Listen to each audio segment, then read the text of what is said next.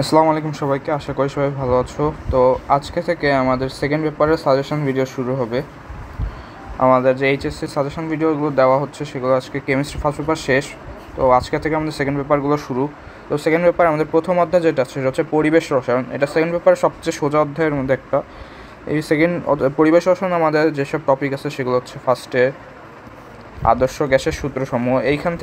এইখানে যেসব টপিক আছে সেখান থেকে প্রতি বছর প্রশ্ন ঘুরায় ফিরায় আসে সৃজনশীল। এখানে সব সূত্র আছে, সেগুলো হচ্ছে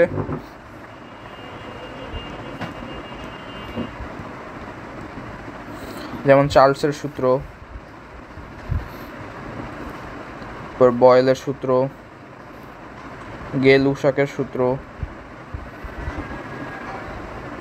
এখানে সূত্র হয়েছে এরকম P1V1 সমান P2V2, এরপর V1 ডিভাইডেড বাই T1 সমান সমান V2 ডিভাইডেড বাই T2, আর গে-লুসাকের সূত্র হচ্ছে P1 ডিভাইডেড বাই T1 সমান সমান P2 ডিভাইডেড বাই T2। আরেকটা আদর্শ গ্যাসের যে সূত্র আছে সেটা হচ্ছে PV সমান সমান nRT। তো এইখান থেকে হচ্ছে আমাদের প্রায় কোয়েশ্চেন আসতে দেখা যায়। তো এখান থেকে আমাদের বিভিন্ন ধরনের ম্যাথ আছে, সেগুলো তোমরা প্র্যাকটিস করবে। এরপর আমাদের যে টপিক আছে সেটা হচ্ছে গ্যাসের আণবিক গতিতত্ত্ব। তো এইখান থেকেও অনেক সুন্দর সুন্দর ম্যাথ আসতে দেখা যায়। এখানে যেসব সূত্র আছে সেগুলো হচ্ছে যেমন গতিশক্তির সূত্র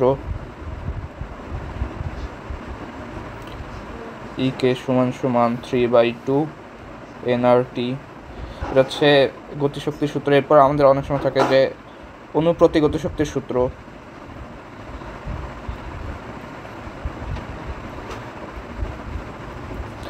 EK সমান 3/2 KT। কে মানে হচ্ছে বোল্টজম্যান ধ্রুবক,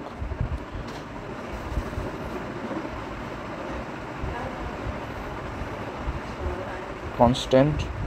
তো এইটার মান হচ্ছে 1.38 × 10⁻⁻23। এরপরে আমাদের এখান থেকে আসতে দেখা যায় CRMS থেকে math √3 RT divided by M। এমটা কেজিতে হবে। এটা আরও কিছু সূত্র আছে, যেমন 3P ডিভাইডেড বাই রো।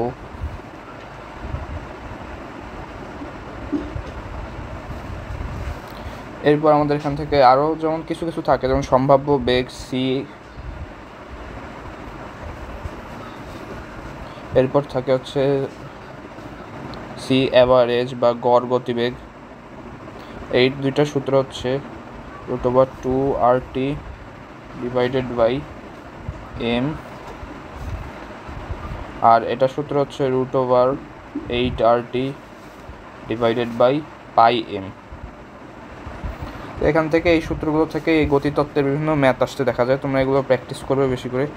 এরপর আমাদের যে টপিক আছে সেটা হচ্ছে গ্রাহামের গ্যাস ব্যাপন সূত্র, অর্থাৎ এখানে গ্যাসের ব্যাপন হার সম্পর্কিত বিভিন্ন কোশ্চেন থাকে, যে কত দূরত্বে যে গ্যাসগুলো মিলিত হবে, এরপর কোন গ্যাসটি আগে হচ্ছে ব্যাপিত হবে, এরপর কোন গ্যাসের ব্যাপন হার বেশি, এই রিলেটেড সূত্র আছে। যেমন ব্যাপন হার অর্থাৎ R1 ডিভাইডেড বাই R2 সমান সমান √D2 ডিভাইডেড বাই √D1 সমান √M2 ডিভাইডেড বাই √M1।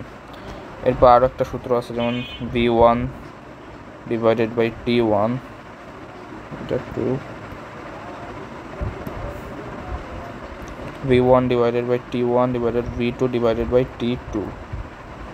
এখান থেকে আমাদের গ্যাসের ব্যাপন হার বের করতে পারবো আমরা। তো এখান থেকে বিভিন্ন ধরনের কোয়েশ্চেন আসে। এরপরে আমাদের যে টপিক সেটা হচ্ছে ডাল্টনের আংশিক চাপ সূত্র। তো ডাল্টনের আংশিক চাপ সূত্রটা খুবই ইম্পর্ট্যান্ট এখানে।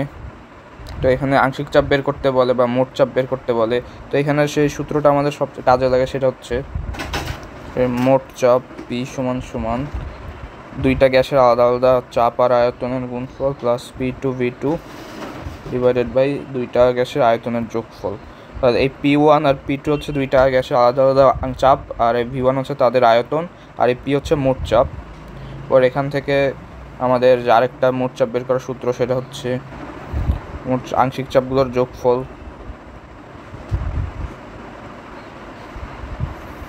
এরপর এখান থেকে আংশিক চাপও বের করতে বলতে পারে, যেমন আমরা আংশিক চাপ যদি F1 ধরি, একটার মানে দুইটা গ্যাস থাকবে, একটা হচ্ছে F1, আর সেটার ক্ষেত্রে সূত্র হবে হচ্ছে P1V1 divided by V1 plus V2, আরেকটা আংশিক চাপের সূত্র হচ্ছে P2 V2 divided by V1 plus V2।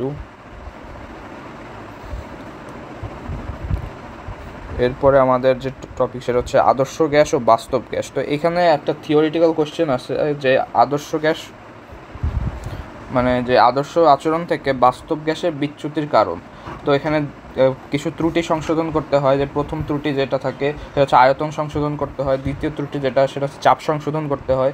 তো এগুলো একটা থিওরিটিক্যাল কোশ্চেন আসে। তো এখান থেকে আমাদের বাস্তব গ্যাসের জন্য একটা ভ্যান ডার ওয়ালস সমীকরণ থাকে, সেটার থেকে অনেক সময় কোশ্চেন আসে। সেটা হচ্ছে বাস্তব গ্যাসের জন্য ভ্যান ডার ওয়ালস সমীকরণ।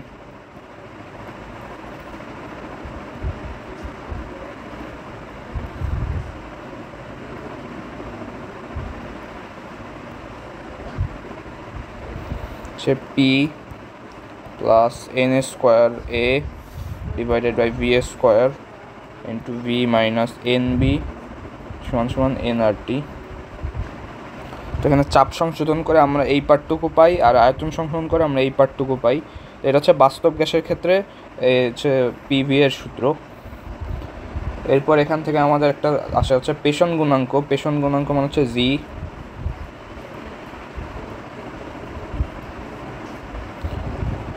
অর্থাৎ এখানে Z সমান সমান হয় হচ্ছে PV divided by nRT।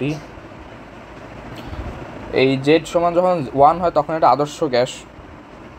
Z সমান সমান 1 তাহলে আদর্শ গ্যাস। এরপরে Z গ্রেটার দেন 1 হলে ধনাত্মক বিচ্যুতি,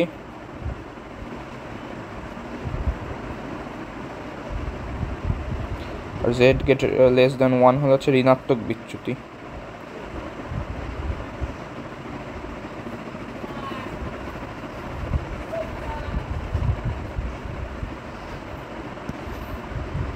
লেস দেন 1 ঋণাত্মক বিচ্যুতি। মানে Z এর মান বের করে বলতে পারে যে এটা ধনাত্মক বিচ্যুতি হয়েছে না ঋণাত্মক বিচ্যুতি হয়েছে। এরপরে আমাদের যে অ্যাসিড ক্ষারক মতবাদ থাকে, এখানে তিনটা যে মতবাদ আছে সেগুলো হচ্ছে 6, একটা আছে আরহেনিয়াস মতবাদ,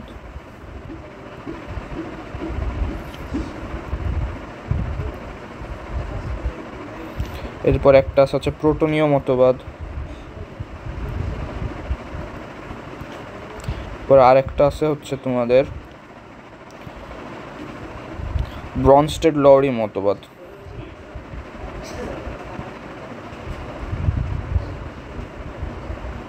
তো এখান থেকে আর কি থিওরি আসে যে কোন মতবাদ অনুযায়ী কোনটা অম্ল কোনটা ক্ষার।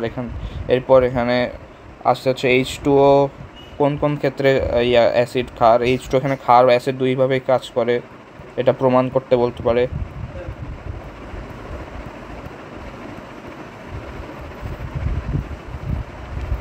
তো এগুলো হচ্ছে থিওরিটিক্যাল কোশ্চেনগুলো তোমরা বইয়েই পেয়ে যাবে লাস্টের দিকে। এরপর হচ্ছে পানির বিশুদ্ধতার মানদণ্ড, এখানে থাকে হচ্ছে BOD, COD, TDS, এগুলো আজকে বিভিন্ন থাকে। এরপর অ্যাসিড বৃষ্টি এখানে থাকে, অ্যাসিড বৃষ্টি কীভাবে তৈরি হয়, অ্যাসিড বৃষ্টির জন্য কী কী অ্যাসিড দায়ী, বিভিন্ন থিওরিটিক্যাল কোশ্চেন এখানে থাকে। তো এই প্রথম অধ্যায়টা একটু ইম্পর্টেন্ট সেই প্রশ্নের জন্য তোমরা এখান থেকে একটা একটু ভালোভাবে প্র্যাকটিস করলে একটা কোশ্চেন ইজিলি পেরে যাবে, কারণ এটা সোজা আছে। তো এইগুলো টপিক থেকে তোমরা যদি একটু পড়ো তাহলে ইনশাল্লাহ সিকিউ এর জন্য খুবই ইজি হয়ে যাবে তোমাদের। এখান থেকে বেশি বেশি ম্যাথ প্র্যাকটিস করতে হবে। তো আশা করি এখান থেকে তোমরা ম্যাথ আসলে পারবে। তো পরের ভিডিওতে আবার দেখা হবে।